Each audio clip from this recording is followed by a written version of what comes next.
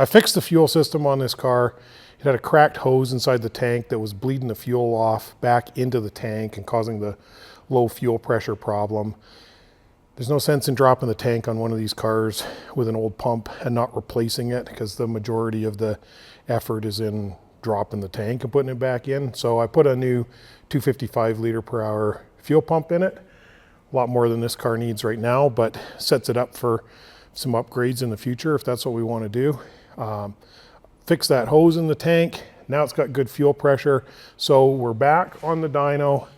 Hopefully today we're going to get a honest baseline on the car. If you didn't remember the initial results, with the bad fuel system, the car made 109 wheel horsepower and leaned out as lean as 17.5 to 1 under wide open throttle conditions.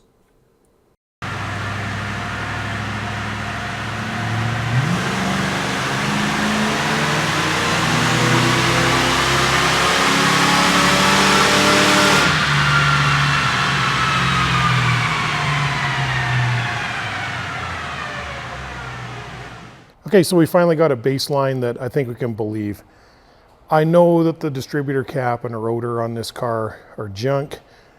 In fact, I'm pretty sure all the ignition parts are junk, and I have new parts for everything in the ignition. When it's hot, it's kind of a pain to change the spark plugs. There's no problem with changing the cap and rotor when it's hot. So while we're all strapped in here and warmed up, why don't I make a quick change on that and we'll see if we get any advantage.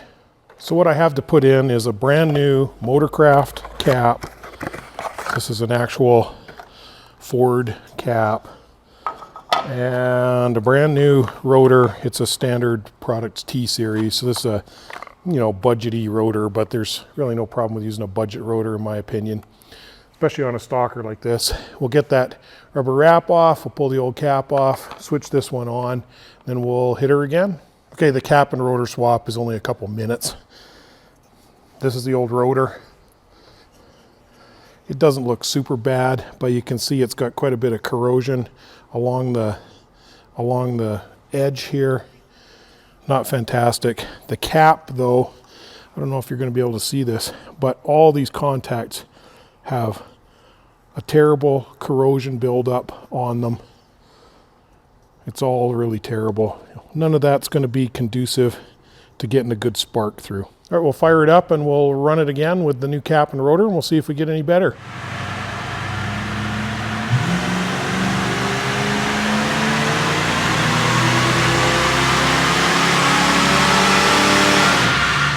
Well, I made a couple passes with the just cap and rotor changed, and the car made like 1.5 horsepower better. I'd normally consider that within the test margin of error. In this case, if I had my guess, I'd say we did get a really tiny improvement in power just from those changes, but nominal. I'm sure that we're going to do better when we change all the rest of the parts in the ignition system. So that's the plugs and the wires. I'm going to leave the coil alone, I think. Unless we see a breakup problem, we probably don't have a coil ignition power issue, and it's already got some kind of a Jacobs Electronics aftermarket coil in there. Probably pretty old, but it's probably better than stock. Maybe. Anyway, it's good to finally see the car make a legitimate looking baseline. The kind of power that it's making today is not great. On the other hand, it's in a believable range for what the car is. So that's something we can work with. We think we're probably got a pretty good car here, and we'll start to work from here and see how we do with a bunch of modest little changes that you can easily do yourself. Hey, thanks for watching. Don't forget to like, subscribe, comment, hit that notification bell so that you won't miss out on future videos.